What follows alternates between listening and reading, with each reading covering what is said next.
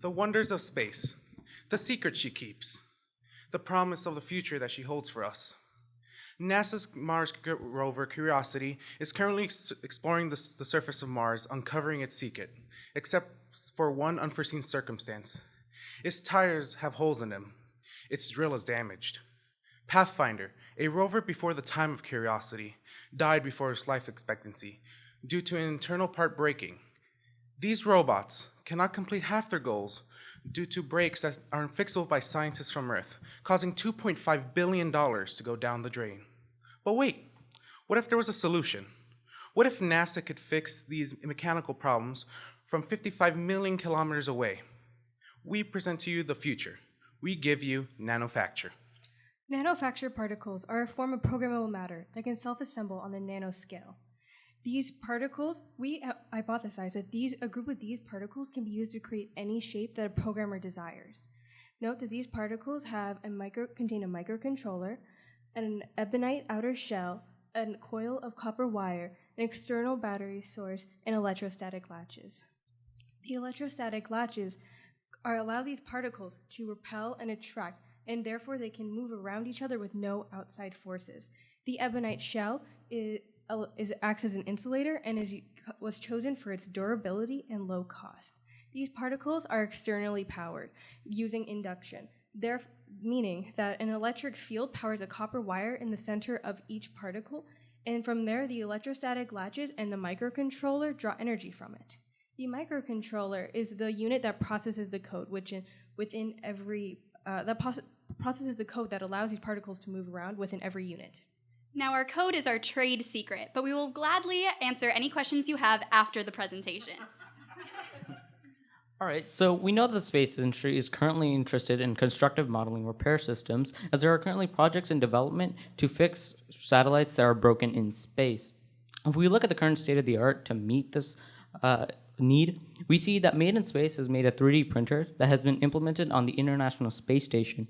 And while it can print any tools that are necessary, it also has the mass of the filament as well as the artificial environment needed to print something in space, as the layers need to be pressurized for the structure to be intact. Therefore, our system, Nanofacture, would be superior, as the lack of gravity would not affect our electrostatic latches, and all we would need is the atoms themselves and the charging stand. Therefore, Nanofacture is superior to Made in Space. If we move on to an Origami Arm developed by the Wyss Institute at Harvard and the MIT CSIL, we see that the Origami Arm uses origami structure and differences in air pressure to be able to lift up to 1,000 times its own weight. However, implementing this system in space would be extremely challenging because it bases it off of air pressure, and air systems are really hard to employ. In addition, it would only be able to move pre-made parts, so putting it on Mars would be like putting two rovers at the same time. Therefore, our nanosystems would be able to create parts that are needed on the spot and be able to meet unforeseen circumstances. So in order to make this a reality, we would need to take 7 crucial steps. One being we need to file a patent for both the design and the program. Second, we would need to apply a research grant to NASA for $1.2 million.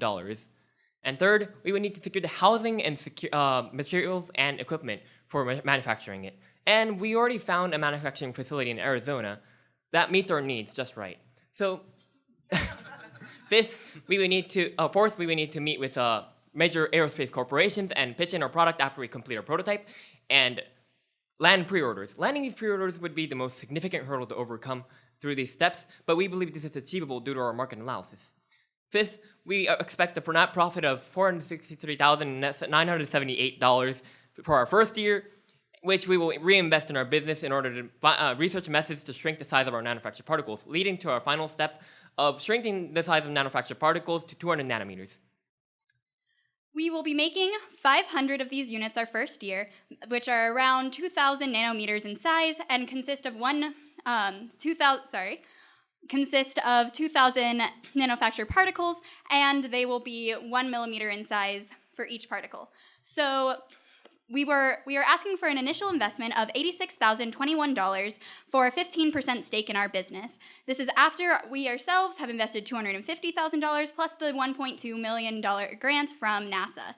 Now, our investors will be able to make back their money in 2 years, and then they will make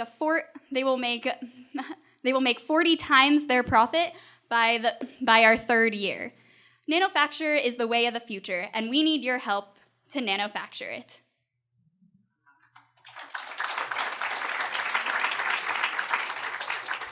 We would now love to take any questions, and we will pass out some of our particles as well as demonstrate some of our code.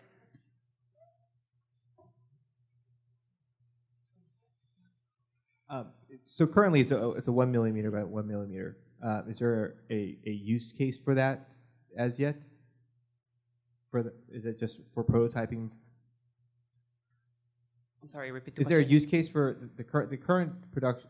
Your envisioned production is 1 millimeter by 1 millimeter sphere, correct? Yes.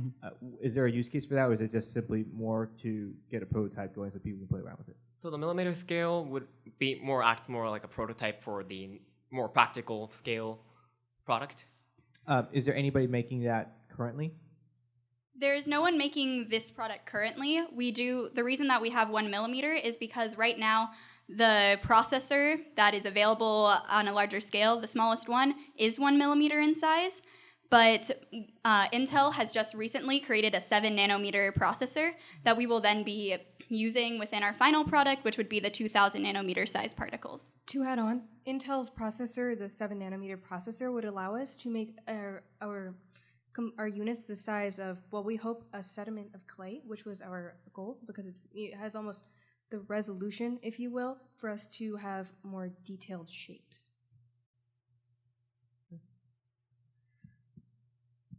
So two things. First, Intel 7 nanometer is the size of the interconnects, I think. So it's actually much bigger in real size. My memory from your pre-proposal is that this is in part based on an idea of a much larger object that was developed in some academic lab.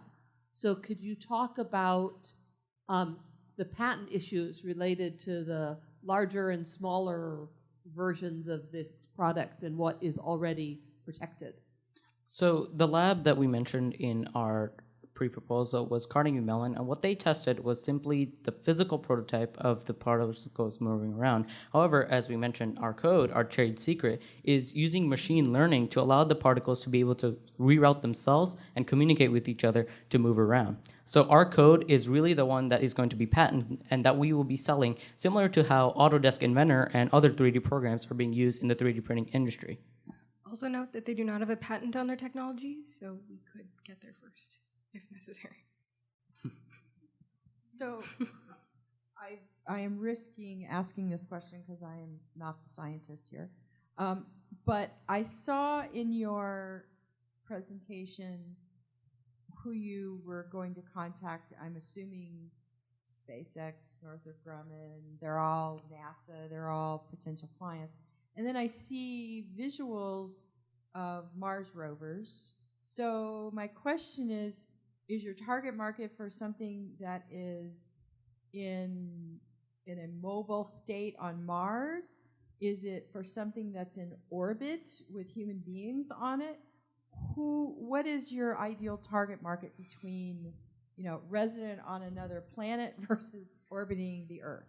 So our market is essentially anything in space. So as I mentioned earlier, the programs developed being by NASA with their Restore-L mission, or the partnership between Orbiter ATK and US Space for their Vivisat program, such programs are to repair satellites and they take tools up with them. So they are not necessarily competitors, but they can actually be vessels for our product. By putting Nanofacture on their vessels, they will be able to fix a lot more problems than they currently can with the tools they have. In addition, Ben Reed, Deputy Director of Management with the SSPD of NASA, has confirmed that NASA is looking towards such systems for both satellites in orbit, fixing government satellites, as there are 2,600 satellites in graveyard orbit, and for other complex missions on Mars. If I may add to what my colleague has said, we also got to meet with the Aerospace Corporation yesterday in order to talk with them about our project and how it can further be built upon in the future. And they too have agreed that this is the way that they are trying to solve these problems, and they really need a technology such as this to input on any unmanned space mission. So that is our key market, is any unmanned spacecraft, be it satellites, rovers, or any other thing that they decide needs to go into space. How did you guys, it's so interesting, but how did you guys just find this unmet need in this particular field?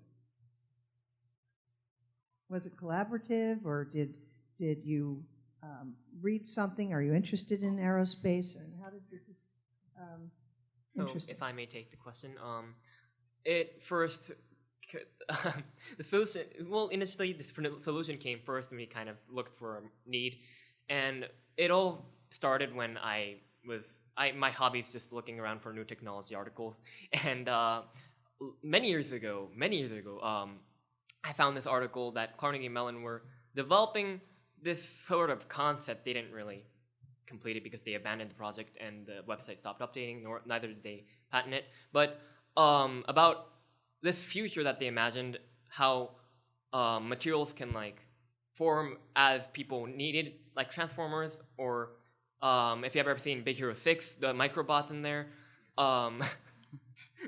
So that vision inspired me, and I had it through me my whole middle school life and my high school life, and this was a good opportunity for me to find a need for it. We have time for one more quick question, if there is one more.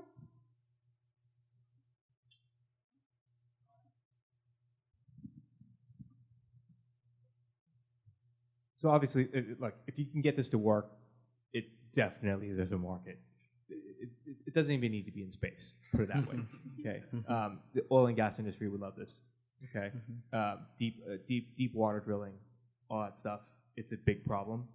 It's a high cost, right? The question is, can it actually work, right?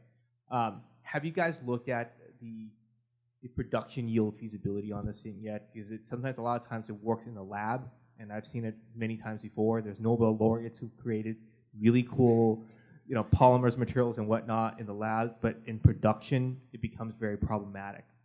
Have you guys look into the production yield issues? What are the challenges in actually getting to be kind of production scale, manufacturing scale? Can I take this one? Okay. So we actually have looked into it to a certain degree. So we looked into how processors are made, because those are very similar in their small size, and we saw how much it would take to get the machine. So we've started drafting kind of how the machine would need to run, and that's why our facility was chosen in Arizona, was because it's in a very good region in which they make those microprocessors, which allow us to have that at our disposal as we are manufacturing and figuring out how to do such a huge project. So something to be critical of is a microprocessor. It's a wafer layer, right? You're doing layers and layers and layers. You have three-dimensionality kind of in here that you generally can't exactly print the same way, right? You have chemical vapor depositions and whatnot, and really etching going on down.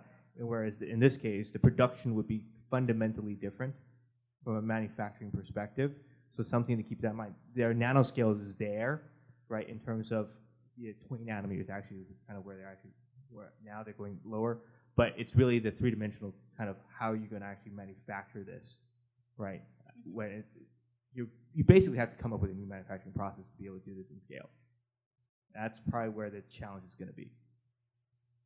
It definitely will. We've looked into the reason we also chose ebonite is because it's made at, they have 1 millimeter sizes as well as around the 2000 nanometer size. So that is the reason we chose that material when it comes to buying in bulk, and that's one of the extents in which we've looked into three-dimensional manufacturing. All right, thank you guys.